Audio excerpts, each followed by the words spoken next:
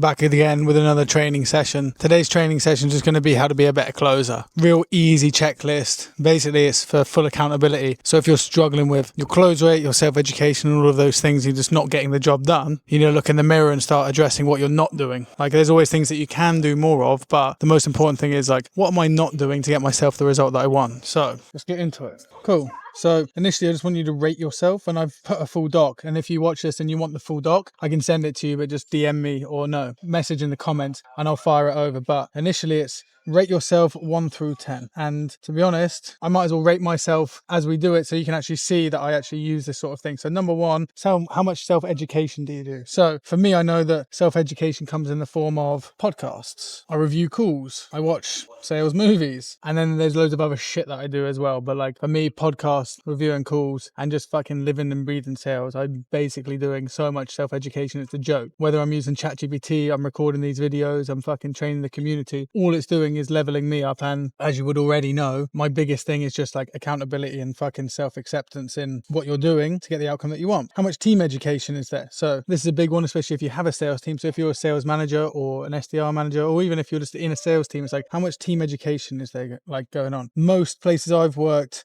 well, timeshare, we were doing it like 3 times a week, which is good, depending on your level of closers and if you're living with them. So for example, I'm living with one of my team members at the moment, Freddie. We're always talking about it. We're always fucking thinking about it. We're always getting it done. So for me, I know that we're doing it fucking 7 days a week. We're plotting and planning fucking all the time. So for me, team education is great. We do 1 team call every week just to make sure everyone's in the game. But again, team education is great and you get a lot of fucking energy from it. It's a lot of fun. What I do is I start every call with a sing song. So we all share it. Well, we have a playlist called Buy or Die, and they're just like great sing-along tunes. And again, if you want access to that, just message me or put it in the comments and I'll send you that playlist. And it's just, I believe that music is the answer to unlocking a new level of joy and happiness. So for me, I find that if you're wanting that, all you got to do is play a good tune, belt it out, sing it along, and you'll be in a completely different headspace and energy. So that's what we do at the end, at the start of every team call that we do. How much prep before calls? So this is a funny one because for me, I got to the point where I needed 0 prep. And that's probably a faux pas on my part, but I know what I need to do. When the curtain fucking opens, I'm ready to fucking blow. Whereas you get some people who need to prep. They need to go hit the gym. They need to go practice their objections. They need to manifest. They need the positive self-talk. They need to get themselves out of their head. Or, you bang on a song, you add music. So again, one of my favorite songs is Congratulations by Post Malone, because that's my winning song. That's my congratulations song. You've just closed the deal. So what do you do in prep before calls? Some people don't need prep. Some people don't need scripts. In my mind, they're very few and far between. So to be honest, most of you guys, especially most people are watching this, is like, invest in your prep. Give yourself 10-15 minutes, do some push-ups,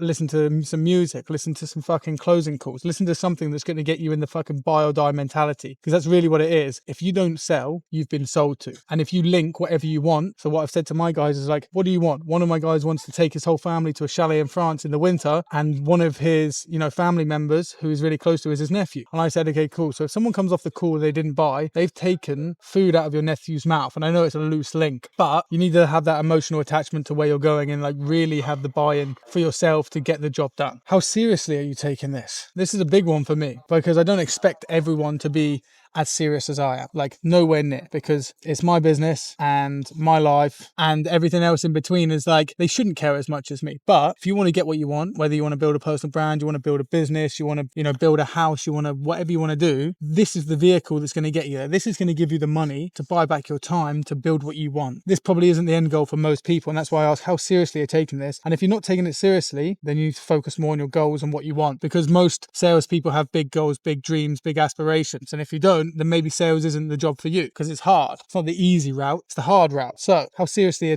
you taking this? And at the end, I'll just put a number against what I have. So how many calls have you reviewed this week, this month, this year? For me, I'm probably not as high on this as I should be, because I know what I'm doing. I'm ready to fucking do it. I do so much self-education, and reviewing calls for me is like a step in the backwards direction. And I pretty much delete everything from my mind that happened yesterday, last week, last year, the last 10 years. I'm a today and tomorrow person. So for me, reviewing the past is not the best way for me to get the outcome in the future. But still, when you're in the learning phase, review.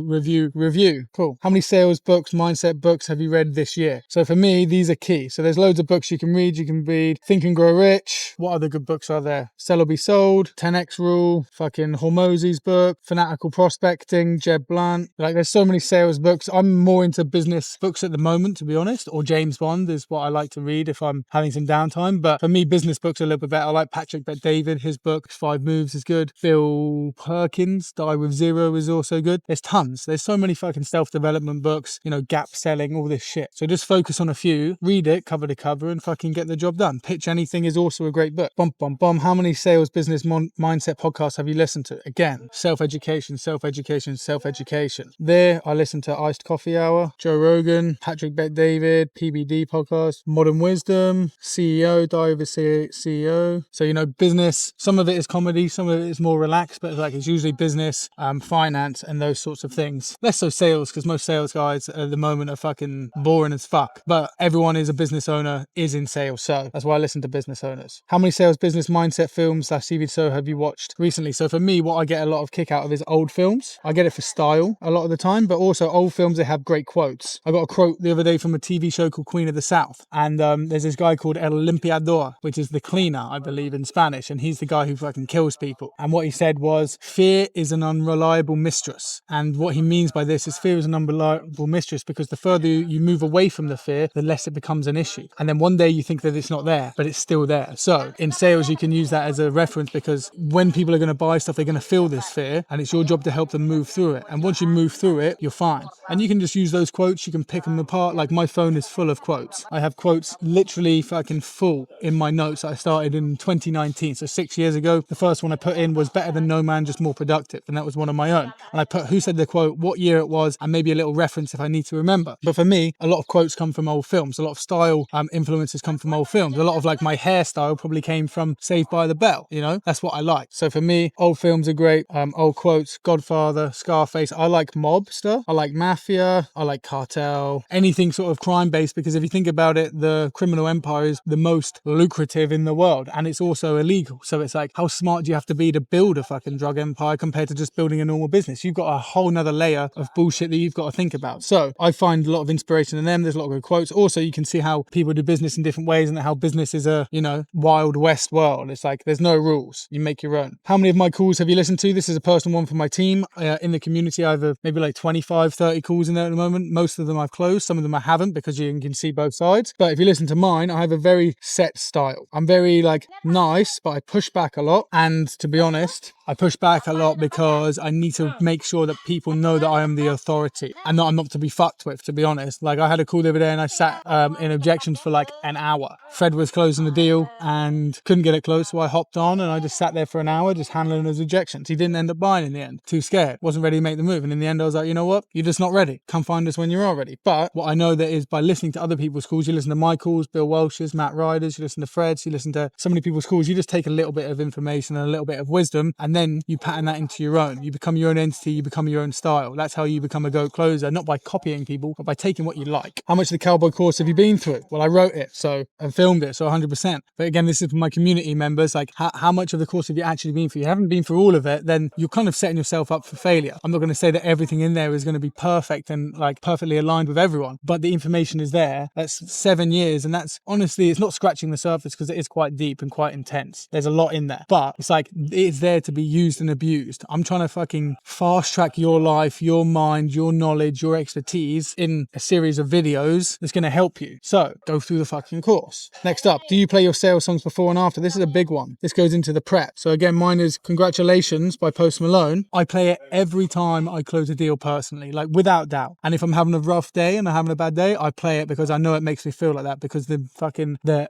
anchor that I've put in it since 2018 is that when I close deals, I play this song. goal. So I've fully anchored that emotionally into my brain to feel great and to feel success and to feel fucking worthy whenever I hear it. So that's why I do it. How many calls have you pumped into the NEPQ AI? So what is this? Is I didn't build it myself, but I have access to a ChatGPT bot that knows the full NEPQ process. So if you put a transcript in to it, it will give you a full NEPQ breakdown of what you could improve upon the call, whether you close it or not. It's super helpful. So that is ChatGPT, which is lovely. What is your financial goal? If you don't know where you're going financially, then how are you ever going to get there? So for me, I know what mine is. It's 83k per month, which is $1 million a year. That's my initial goal. And if you know me well enough by now, my goal is 1 million followers online or £1 million in revenue for a business in a year. So that's my goal. And again, you don't have to have goals like that. And mine isn't that strong. It's just because I committed to not drinking until I hit those goals. So that's why I have them in there. How many piffs do you need to achieve that? I worked this out before, but let's just work it out now. Depending on the offer that you go for, let's just say standard order value is 5k, 16.6. So there we go. So 17 piffs. Bomb. Do you care? This is the biggest one for me, because if you don't care, then what's the point? A lot of people don't care because, again, they don't have the goals set up. They don't have the fucking mindset for it. And also they don't know me. Hence why all of my team at the moment, I've known for at least 5 years. Most people I've known for closer to 10. And because I do that, I know that one, they care about me. They've seen my struggle. They've seen my current rise, and they just give a fuck. And they know what I'm doing, and they know that they believe in it. So for me, it's the best way to get people to care is to have people that know me on a emotional and friend level, so that they actually put in the work, because they're like, you know what? I fucking seen this fucking guy hustling for fucking the last 10 years. I'm going to fucking make sure that I put in the fucking effort. And also, what you put in is what you get. So if you care more, you get more out. Smiley face. Do you understand how fucking good my offer is?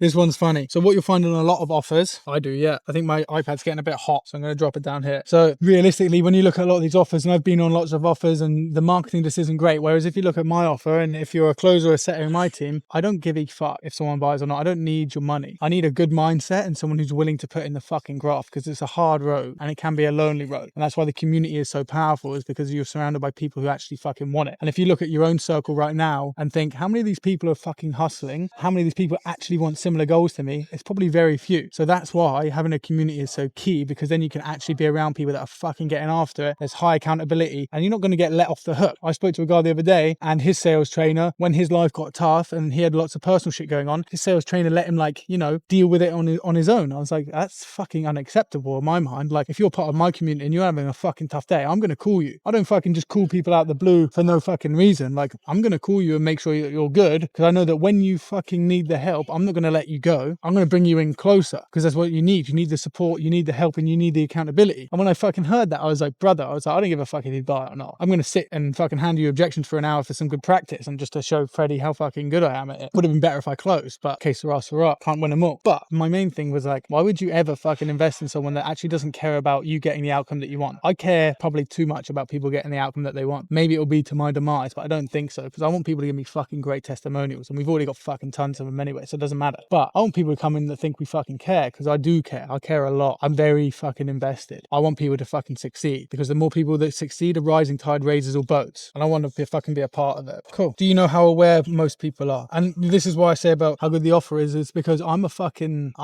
hustling. I'm fucking never gonna give up, and I'm gonna fucking ride the ship to the moon. The marketing that I put out is fucking bulletproof. I'm gonna bring on a YouTube fucking manager. I'm gonna bring on a trial reel manager. I'm constantly investing back into the business. Anything that anyone needs in the sales team, I'll get done that day. You need a fucking VSL, I'll get it done. You need a fucking link to all of the best videos that I've done, I'll get it done. You need a post explaining remote sales, I fucking get it done. And most fucking companies don't do that. They just slack and they think, oh yeah, the salesperson will handle it. I'm like, no, the salespeople need as much fucking help and as much of the resource that I can give them, because they're the fucking lifeblood of the team. So I'm gonna fucking make sure I get that done. Bum, ba-dum, bum, bum. Do you know how aware most people are? So luckily for me, because my shit went hella viral and we're still trading at over 20 million views per month, most people are fucking on a level where they understand what remote sales is. I've done multiple posts about it. My whole fucking ethos is about mindset and not giving a fuck. And then you go onto my YouTube and it's way more educational. So most people who come haven't been fucking living under a rock. Most people know what the hell's going on and how they're going to get there. So for me, that's always a big thing, is the awareness level of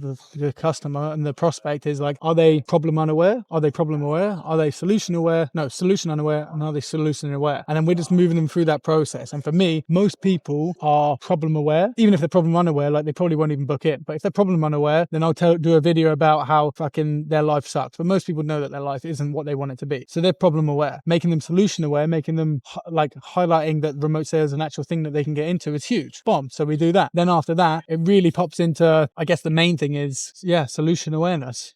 And that is what we're doing, is providing a solution so people can fucking live their life, get out of the fucking matrix and have a good one. Do you know the full NEPQ process? That's a big one. So what is it? Discovery. Now you're testing me if I even know it. See, I'm at the point now where I don't even fucking use the script because I just fucking know it so well. But I'm going to contradict myself by not even fucking being able to relay the information now. Opening, discovery. As you go through discovery, the next section is, I'll just get it up. Do you know the full NEPQ process? Yes. So here, let's just run through it now and I'm going to give you some source. Connection, opening the call. Next is framing the call and setting expectations. Next, the overall outcome or the discovery phase. Next is removing the DIY objection. Then you paint the vision, future pace, reality check or the gap analysis, transition to presentation, which is pitch, the close or commitment check, and then objection handling. Pretty simple, pretty basic, pretty easy. So cool, we know that. Do you know how to handle the 3 objections? So fear, money, and partner. Yep, we know that. Are you too soft? No, most people are fucking too soft. If the closer who closed me on a 13k deal the other week didn't push hard, I wouldn't have changed my whole fucking life. I was already changing my life, to be honest. I was already investing in myself. But the guys that I'm with currently, Alfie and Adam, they're fucking crushing it. And I want to be around it and I want to be fucking in their system. So for me, it was key for me to be pushed over the edge because I was being soft and the closer wasn't, fortunately. So for me, a good ethos is like buy or die. You know, they have to buy because they need what you want, because otherwise they wouldn't be on the call. So are you too soft? Are you leaving money on the table? So this is a big one. If you're getting a lot of splits, one, the abundance mindset is it doesn't matter. If you're getting splits, I think it's fine, to be honest. PIFs are ideal, but not everyone's got fucking loads of cash available, to be honest. So for me, splits,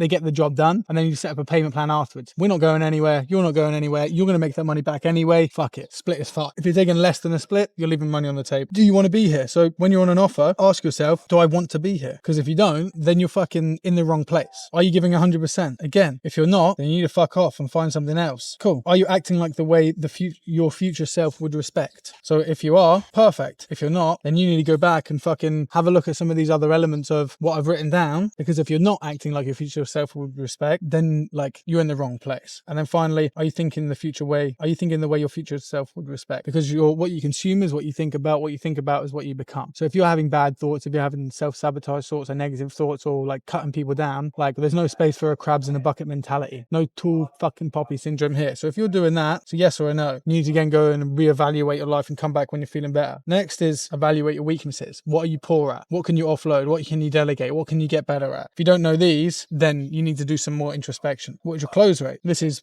sales, you live and die by your numbers. So if you're at 20%, cool. What do you need to do? You need to fucking get that improved. 40+%, you're in a good spot. But still, you can be an improved, whether that's a better offer or you just get a better at handling objections, or maybe you help tweak the sales process so people are more qualified. Up to you. So let's just fucking rate myself. Self-education, I would say 10. Team education, probably better, 5. How much prep before calls? 0. How seriously taking this? 10. How many calls you review? 10. Those next 3, how many books, podcasts and films? I could read more books, but to be honest, podcasts and films are a 10, books probably an 8. How many calls do you listen to? Well, I did them, so 10. How much of the course? I did it, so 10. Do you play your sales song before and after? Yes, 10. How many calls have you pumped in NEPQ AI? Lots, so 10. Financial goal, we've got it there. How many PIFs do you need to get this? Bomb. Do you care? A lot. Do you understand how fucking good my offer is? Yes. Do you know how aware most people are? Yes. 10. Do you know the full NEPQ process? From the doc? Yeah. Do you know how to handle the 3 objections? Yes. Mainly what I found is it's really just fear. So as long as you get through the other ones, mainly just fear. Are you too soft? I wouldn't say so. I'm a fucking dog with a bone at the moment. Are you leaving money on the table? The least I get is a split. So no, I feel like I'm not. Do you want to be here? Yes. Are you giving 100%? Yes. Are you acting the way your future self would respect? Yes. 10. Are you thinking the way your future self would respect? Yeah. 10. Weaknesses are, I'm a pressure cooker and I'm not the best manager. So I've just hired a sales manager, Freddie, because I know that his energy is way better. He's way nicer to people. I am a fucking strict militant motherfucker. So I know that's a weakness because not everyone respects that. Not everyone needs it. So for me, having a sales manager in that is like a bit more caring, a bit nicer, and can understand that people need different things to get the outcome that they want is ideal. Because for me, I just fucking nail people down until they fucking break and then build them back up, which works for a lot of people, but not everyone. So that's kind of how I have traditionally done things, because I know it gets the job done. And for me, the outcome really is all I care about. So that's why I hired a manager, because I'm a pressure cooker. And at the end of the day, it's like, I know that's a weakness because I can feel it. I know when I'm doing it is not the right thing to be doing. So I address it, I offload it, I delegate it. My weaknesses is also doing too much so I burn out. So YouTube is getting, the editing's getting offloaded. They're real easy as it edits anyway, so it's not like that deep. Also, what else have I offloaded? I've offloaded loads of stuff, to be honest, because I know that I need more of my time back to live my life, to make content, to have fun, to close deals. So that would say my fucking weaknesses are. And close rate at the moment, I don't know if you classed the call that I had trying to clean up Freddie's work the other day. It wasn't a mess, but I was just trying to help him out. Apart from that, the only other sales call I had, I closed. So I guess I'm at 100%. If you want to include the other one, then I'm probably at fucking 50%. I feel like this is getting all misty. Maybe it's just me, or maybe the camera's having a fucking day off, but we're going to call it there. But this is just an easy list.